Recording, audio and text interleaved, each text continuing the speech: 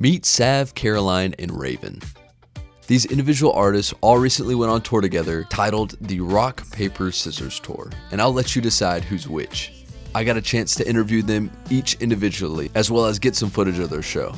Today, I talk with them about the music industry, how it's like performing, and the career goals they strive for. I hope you enjoyed this very unique and exciting episode of Convos with Aaron. Okay. Raven, thank you for being on. Thanks so much for having me. Of course, of course. How'd you get started in music? Like, why do you like music? Oh, well, I started writing when I was like 4. Like, I started playing piano, and my dad is a musician. He's a trombone player and composer and arranger and producer and stuff like that. So it always kind of ran in my family, and like I had a lot of free time. So I would just like write songs. One early memory is, do you know the game Old Maid? Like the card game? No, I don't think so. It's a card game, and no one wanted to play with me, so I like put on these star like Elton John glasses. Okay. And I went to the piano and I just started like slamming on it. And I said, "Do you want to play Old Maid?" And like screaming it to my house. And that was my first song I wrote. Wow. Yeah. That's cool though. That's cool. Yeah. I don't think many musicians can say that No. they had Elton John glasses. No, they were fire. I don't know where they Yeah. went, but yeah. And then I did choir from when I was 4 until I was about 14. Gave that up because I was like, I don't like this. And then I did theater or like straight plays in high school. And then I came to college and I started doing more like commercial songwriting stuff. Okay. And is that what you want to get into? I really want to be like an independent artist, but like the commercial side of it is where the money is, like in sync and everything. So I would love to have my music in a movie at some point. That would be super cool. Kind of like a side hustle in a way. Yeah. But yeah, I'm in a like music or songwriting for TV and film class right now, where we're learning how to make music for advertisements. A lot of people in the music industry get their essentially living from that, correct? From just licensing alone? Yeah. Not from streams. No. You don't really get money from people listening to your music. So I've been told, yeah. Yeah. That's unfortunate though. It sucks. Yeah. For sure. But that's how you get your name out there. Yeah. So everyone stream my music. Of course. Please. We'll have it in the bottom of the thing. Right here. Right there. Right there. Sav, thank you for being a third of this episode. Yes, I'm so glad to be here. Of course. How'd you get started in music? Well, I've been doing music my whole life. Been singing and wanting to perform and be on the stage since I can remember. I was always, as a little kid, like trying to get in front of my family and make sure all the eyes were on me. Personally, I love being the center of attention. Okay. So I was always just performing in any way that I can, and just like always singing and writing songs from a young age. And then I was a very religious choir kid. And I say religious because I went to a performing arts high school where choir was like my thing, and it was very competitive. Really? Yeah. Wow. It was a whole thing. There was like competitions, and so that was a really big deal for me. And I started gigging by myself with my original songs and playing guitar and piano probably around the age of 15, 16-ish. And I just have never doubted that that's what I wanted to do with my life and with my career. It's always been my biggest dream and goal, and so, yeah. It's cool. Yeah. Well, Caroline, thank you for coming on Convos with Aaron. Yes, thank you for having me. So I wanted to start off by just simply asking, where did your love for music start? I can't exactly pinpoint when my love for music started, but definitely when my love for songwriting started.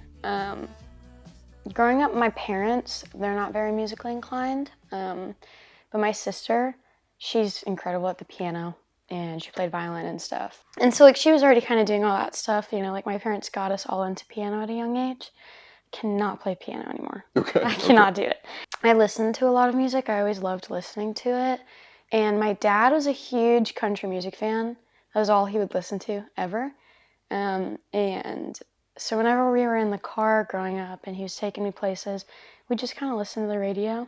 And Taylor Swift would come on all the time. She'd come on all the time. And that's such like a cheesy cliche thing to say, but I just remember like I was not a fan of country music at all. Yeah. I didn't like it. And it would just be on all the time. And I was like, oh my gosh. But then she would come on and it was just like, wow, like there's this young girl and she's writing songs about her life and she's like getting to do that. And I've always loved singing. I would like I would use the family computer to record little voice memos and burn them onto CDs. And I'd make like albums and give them to my parents. That's cool, yeah. Yeah, I was like 7 years old making like Christmas albums every year. They were terrible. So how was it like being on tour with all the girls this summer? Oh, it was so fun. It was really fun. I like never really was part of a group growing up. I just never really felt like I fit in anywhere. But with Sav and Caroline, it was like we were our own group with each other. So that was super cool. I'm like blanking on, I don't know. It feels like such a weird thing that happened. It almost feels like a dream. Yeah. But yeah, we were all cramped into the Subaru.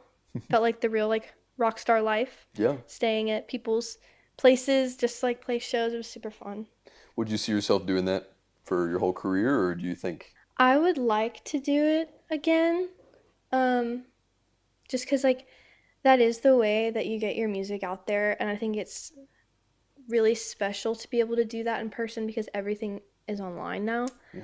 And I don't know, it was really cool to be able to like meet all different kinds of people. No matter how good you are, people are just like, oh yeah, another good artist, because there's so much competition here. Yeah. But whenever you tour around, people aren't really used to hearing live music that much from my experience, and so it was really cool to be able to have people be like, oh, I like this part of what you did and this part, and it was good to kind of grow that way too, because you know what people do and don't like. Yeah. And it just felt like there's this other world outside of Nashville. Well, it's also, you mentioned something that's crazy that I never thought about, because I don't do live things. Like I do pre-recorded things because I'm scared of doing live things a lot of times. Yeah. But it is interesting how you get immediate feedback, I can imagine, like you were saying. Yeah, well, when you're on stage, you kind of just, it is immediate feedback. If people don't like something, they'll be super quiet. Oh, yeah, yeah. It's all in body language and just the response from the audience, for sure. It can be super humbling. Yeah.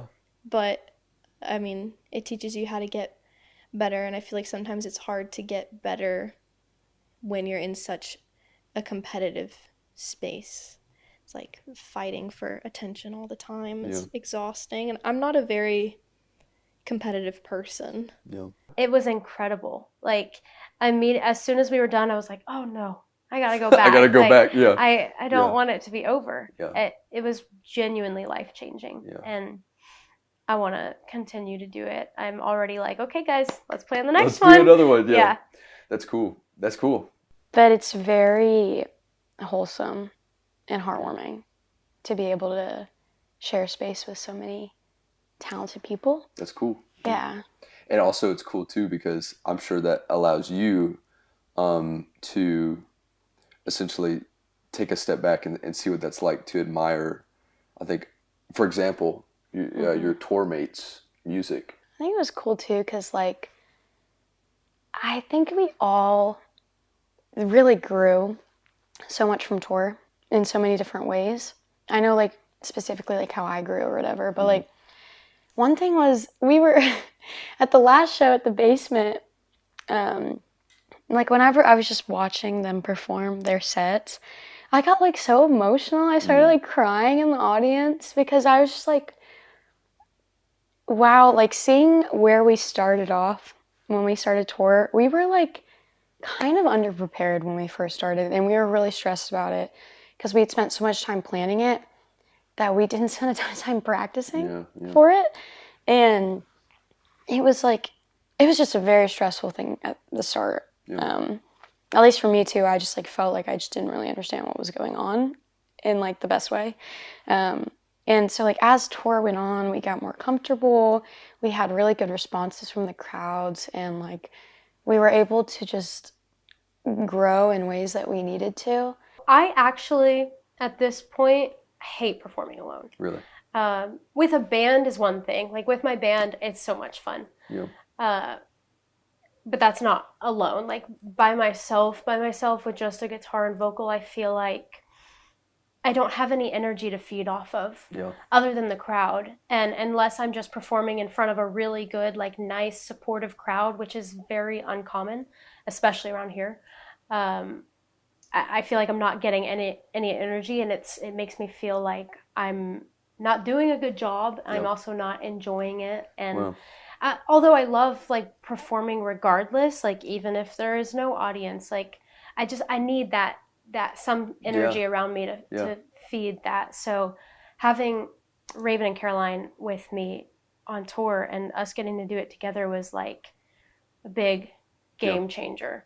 And there's something so special about harmonies that absolutely. Like just elevates a piece of music so much. It's probably my favorite like part of making music, performing music, is the harmonies that come with the multiple voices. It's just so beautiful, and I think it's what people liked the most about our performances too. It's like, wow, y'all just sound incredible together. Your voices blend so well, and it was really cool. You know, you talked about choir too. That harmony is choir. Yes. You know, and do you think that's where that love of harmony started? Yeah. Okay. Most definitely. It's also like, it makes me think about when I'm recording my own music. There's so many talented people around here, so many talented musicians, and while I play guitar and I play piano, I'm not a skilled instrumentalist. And so it's scary sometimes because I think like I wish I had a strong skill set in an instrument to where I could be the person that someone's going to call when they need guitar on this song or when they need keys on this song. And I've struggled with thinking about that a lot, but I think at some point I kind of realized my instrument is my voice, and I am a very skilled vocalist. I have contemporary and classical training for years and theater training, and I know what I'm doing in that realm. And so I can be the person that someone calls when they need backup vocals. And it may not be as common as like needing a guitarist because most people sing for themselves, but I've tried to have myself remember how special and important that is too. Absolutely. Having like Sav and Caroline, I felt a lot more confident on stage because even though like we would each be singing our own songs and accompany each other instrumentally, like you still knew that they were there for you. So it's kind of like that subconscious feeling of support that no matter what happens, you're all in it together. Versus when you're alone, if you mess up, it's all on you. So that sucks, but I like doing stuff alone because I feel like I have more control over if something goes wrong, and I'm like not freaking out in my head of like how to communicate that to other people. I can imagine, But like performing with a band too is also really fun because there's just something about having that energy on stage with other people. You're like sharing the magic. What you said too is interesting, and what I noticed about your guys' dynamic is interesting because you are all separate artists. A lot of times you just see bands nowadays on stage. But it is a cool factor that you guys can support each other, like and help each other throughout each of your songs, while also not necessarily being a group. But and I think it was probably like that a lot more back then and back in the day than it is now. That's pretty cool to see. Yeah, especially I mean going back to just how Nashville is in general and like Murfreesboro of like the competition. It's really nice to have met people that want to lift each other up and help each other in their career instead of just using each other to get somewhere. Because that is something that you'll run into a lot. It's just like people wanting to work with you because they want to use you. But like it's good to find genuine people in the industry that you really do like because we kind of went into the tour knowing that if one of us succeeds, like we all will. And we're not fighting with each other for the spotlight. We all just have it because we're with each other. If that makes sense. No, it does. I think that's a really cool point too to make. It makes the journey less scary when you have other people. For me, what's interesting about this is I'm pretty much a one-man band for like 90% of it. I'll bring in my friends to help if it's a larger production. Like we had a podcast at MTSU for like 5 hours, and I needed people to help me with that because I can't do that alone. Yeah. But it really is reassuring when you have somebody just with you, or singing with you too. It is interesting how we as humans are made to be with people, and how Have your tribe. It is so much more fun to perform with a group because obviously I love performing by myself. I like being able to just like fully give like all of my stuff, just be like, here, like this is me, whatever, and it's really fun and I enjoy that. But when you're performing with a group, even just a band, like you're like in on this thing together and you're experiencing this moment with other people, and there is something so beautiful about that. And like when you're alone on stage, it's like all you're thinking about is like me, how I'm sounding, what I'm doing, and obviously like you're thinking about the audience because like you want to make sure, but like there's this sense of like, okay, this is me doing this. And when on tour, it was like, this is us doing this, and it was so wholesome. And like the way we structured it too, it was like I would do an original song, they'd accompany me, and then Raven would, and then we'd accompany Raven, and then same with Sav. And it was always like, I loved getting to play my songs, obviously, because like they're my songs. But also like whenever like Raven or Sav would play their songs, it was just like, wow, like this is so fun. Like, and like I was just so proud of them, and I felt so proud to be on stage with them and to be experiencing that moment with them and sharing that space with them. When you think about your life, what would you say is your purpose? Just to like exist and be the best person that I can try and be. That's cool. And like experience what life has to offer and just have fun with it. And love people and love what I do. And I think when it specifically comes to music, just like helping people feel again, that's kind of what I always say is like my intention with making music and releasing it is to, when people listen to my songs, like they start feeling things, because I think our generation specifically is very desensitized That's a really good to things point. happening, and so I want people to feel uncomfortable. You do want them to feel uncomfortable.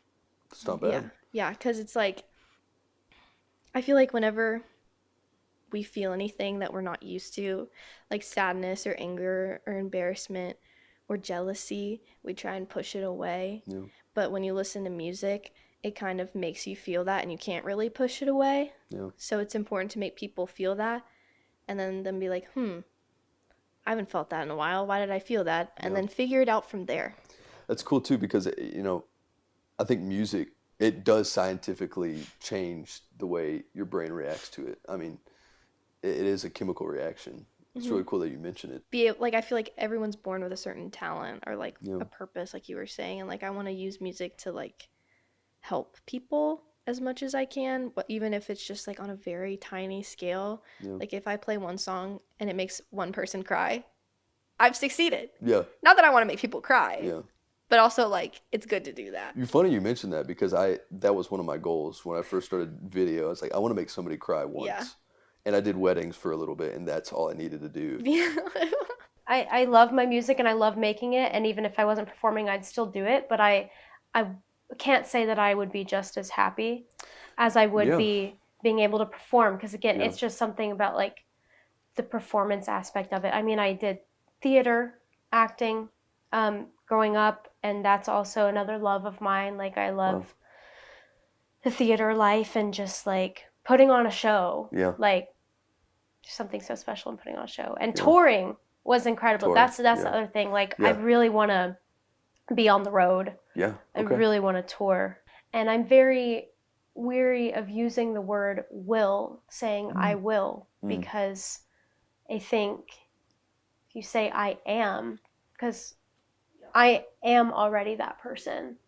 Like everything that I am working for and amounting to be, like I am that person already. I'm just not in that place yet, but I am that person. And that's I just think your mind has so much power. And it emits so much energy. And so changing that mindset can do a lot. That's a good point. What am I'm already doing what I love, and Yeah. that's what I that's what I aspire to do, and that's what I'm already doing now. So, I will. It can be a defeating statement Yeah. because it makes it sound like there's a possibility it won't happen, but Right. we can't live life like that Right. because Exactly. we're gonna have a backup plan, I guess. Yeah. But still, regardless, I think moving and discussing in a way your passion as though it's already happening, Yeah. and it is. So. Yeah. I used to struggle really bad with my mental health.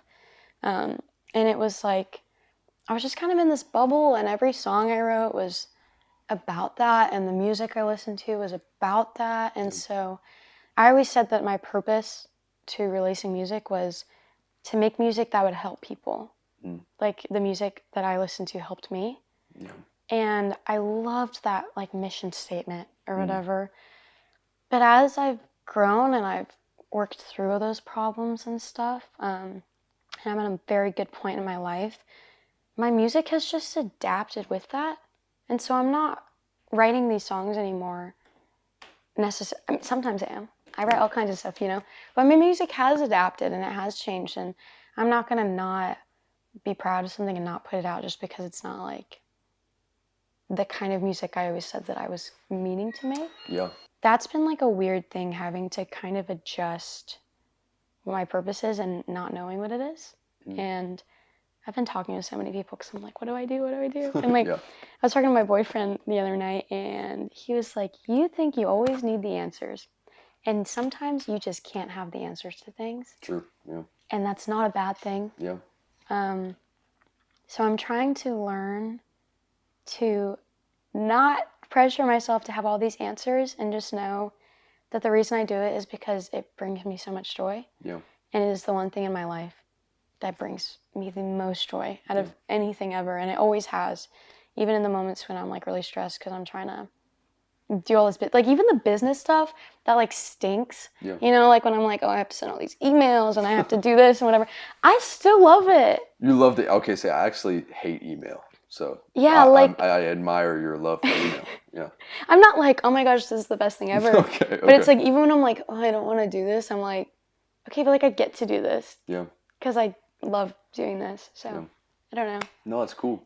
So people think too much about the future, but we got to think about, I think oftentimes we got to think about the present. But for future for you right now, Yeah. what does that look like? Does that look like acting? I know you talked about acting. Does it look like a career that's married to those two things? I don't know what I want to do, and I'm really scared for the upcoming months because I'm a senior in college and I'm going to graduate and I don't know what to do. I would love to move to New York maybe and figure that out, like music and acting there. But yeah, definitely music and acting married together would be so awesome. My dream is, because I'm also like, I wrote a book in middle school, so I've always been into like long form writing and stuff. It's cool. And my dream is to write a film, star in it, direct it, write the score for it. That would be like So my do dream. everything. Yeah, Pretty much. That's everything. Cool. That's a cool idea. That would be awesome. But yeah, I have no idea what the future months have to hold for me. I would love to just keep getting music produced. Yeah. Because I have a lot of songs written and very little produced. But Yeah. working on it. Yeah. And just acting in whatever I can. Well, I want to be an artist Okay. for sure, 100%. I want to be, you know, a lot of people ask me, like, when they ask who my inspirations are and the kind of career that I want, I think oftentimes people are looking for, like, the next step. So, Yeah. like, artists that are bigger than me, but Yeah. smaller than the big pop stars of the world, mainstream. Yeah. And I always struggle with that because it's hard for me to imagine any less than that Yeah. for myself. Yeah. Because I've always dreamed so big. Yeah. And coming to college and being in Nashville is honestly a really, really humbling experience because where I'm from, there's not a big music scene and there's not competition. And I was constantly praised for being the best at what I do. And I thought I was really the... And I thought, I'm going to move to Nashville and I'm instantly going to be a pop star. And and I'm set for the rest of my life. And it's not like that at No, all. It was no. like, whoa, reality check, like crazy. Yeah. And I'm still getting reality checks every day. I can imagine. But I also, while it's important to like have those reality checks, I think it's also important to never stop dreaming as big as you can. Yeah. And, you know, sky's the limit beyond that. Yeah. And so really when I picture my future, I'm seeing myself playing stadium shows Cool. and selling out stadiums like Taylor Swift. I know that the market is really saturated. It's very hard to, I guess, fully make it, but also making it is such a broad term. Yeah. And you don't have to be Sabrina Carpenter to have made it, you know? Yeah. Like, as long as I am able to make a financial living off of my music, and money's not everything, but, you know, you gotta eat. And if I can, Sometimes, yeah, true. yeah, like, if I can just be able to fully devote all my time to that, and I can have, like, a following, like, people that are excited about my music and that will listen to it and anticipate it, like, that's the goal. Yeah. That's the goal for That's sure. cool. So that's another thing, is if I could be like a staff writer, I would also really enjoy that. Okay. I would still obviously always try to be an artist as Yeah. well. But that'd be really cool to be able to just like write for a living. Well, thank you, Raven, for being a part of this special episode. Yes, thank you so much for having me on this special episode. Of course. Well, yeah. How do people find you? Where could you? Oh, I thought you meant like, what do people think of me? How do people find you? Oh, sorry. I was That like, would I be don't way know. more eloquent than the way I'm thinking How do people about it. find you? How do people find you? Yeah. You guys can follow. Let me start over. Follow my Instagram at Raven A. Hinchy for updates. I'm also on TikTok at Raven A. Hinchy. You guys stream my music on all platforms, Raven Hinchy. Where can people find you? Everywhere. I have a humongous digital footprint. Okay. If you look at my name on Google, it will probably tell you everything there is to know about me. Wow. My Instagram is Caroline Bowling with an extra G at the end, because there's other Caroline Bowlings in the world. Yeah. My TikTok used to be that. Then I was being silly and I changed it and I was like, maybe this will help my account grow. No, and you have to wait a month to change it back. So right now, my TikTok is Bowling Caroline. My first name and then my last name. But if you're watching this and you can't find it under that, it's because I changed it back to Caroline Bowling with an extra G like my Instagram. And same thing with my YouTube, I think. And also my website is Caroline Bowling with an extra G. Oh, you have a website? .com. Yes. That's pretty bougie. I've been working pretty hard on it. Okay, I could tell. Hey. It's really cool. You guys should check it out. Absolutely. It's really cool. Thank you, Caroline, for being on. Yeah, thank you so much for having me. Of course. Thank you, Sav, for being on and just dissecting, I think why you do things. I appreciate it. Yeah. So, Of course. thank you. Thank you. Sir, how can people find you? Oh, yes. Okay. So you can find me on any social medias at sav.music with 2 C's. Instagram, TikTok, whatever. And my music is on all streaming platforms under Sav. That's SAV with a period at the end.